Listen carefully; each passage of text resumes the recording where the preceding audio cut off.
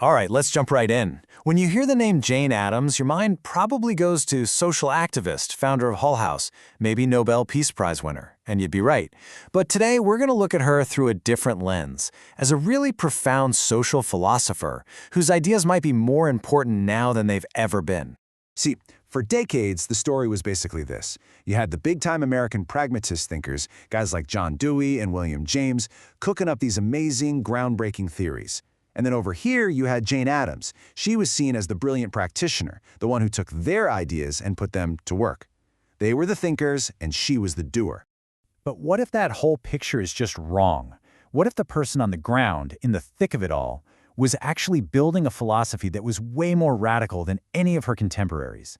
That's the big idea we're digging into today. Jane Addams wasn't just applying philosophy, she was creating it from scratch.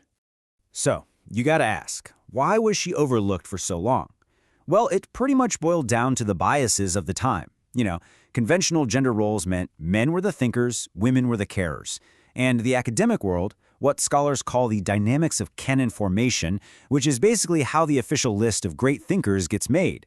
It just didn't have a category for a philosopher who wrote about garbage collection and immigrant folktales. Okay, so let's get into the heart of her philosophy. It all orbits around this one incredibly powerful core concept: sympathetic knowledge. So what exactly is sympathetic knowledge? It's this deep conviction that you just can't solve human problems from a distance. You can't sit up in an ivory tower and theorize about the world. No. True knowledge, the kind that actually leads to real ethical change, can only come from immersing yourself in other people's lives and understanding their world through direct, shared experience. And for Addams, listen, this wasn't just a nice idea or one tool in the toolbox. She believed it was, in her own words, the only way of approach to any human problem. For her, this was it, the absolute foundation for tackling any social issue you can think of, from poverty to world peace. And this right here perfectly shows how she saw her own work. Hull House, her famous settlement in Chicago, wasn't just a charity project to her. She called it a grand epistemological endeavor. Now, epistemology is just a fancy word for the study of knowledge, how we know what we know. So for her, Hull House was literally a laboratory for learning how we know about each other and how that knowledge can fundamentally change the world. And her journey to get there, well, it wasn't a straight line. After college, she spent almost 10 years in what she described as this deep malaise, totally unsure of her purpose in a world that offered few options for women. Then, a visit to a settlement house in London sparked everything. And in 1889, she and Ellen Gates Starr opened Hull House, making a conscious choice to live as neighbors in an oppressed community so they could learn from them directly. So this idea of sympathetic knowledge, of getting your hands dirty to learn, it led Addams to a practice that was truly radical, intentionally seeking out and actually hearing the voices that everyone else was ignoring.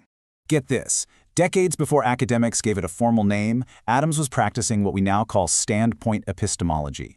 The idea is simple, but it's totally revolutionary. People in marginalized positions, the poor, immigrants, women, they have a unique and absolutely essential perspective on how society really works. Their knowledge isn't just valid, it's knowledge you literally cannot get from any other viewpoint. And the way she put this into practice was just fascinating. Instead of brushing off local stories or superstitions as silly nonsense, she leaned in and listened closer. The perfect example of this is the bizarre tale of the devil baby that was sweeping through her Chicago neighborhood. While other educated people were scoffing at this story of a baby born with hooves and a tail, Addams was listening, really listening, to the elderly immigrant women who were obsessed with it. And in their stories, she heard the echoes of unspeakable truths, like this one. The folklore, you see, it wasn't about a literal devil. It was the only way these women could talk about horrific trauma, about domestic abuse, about feeling completely powerless.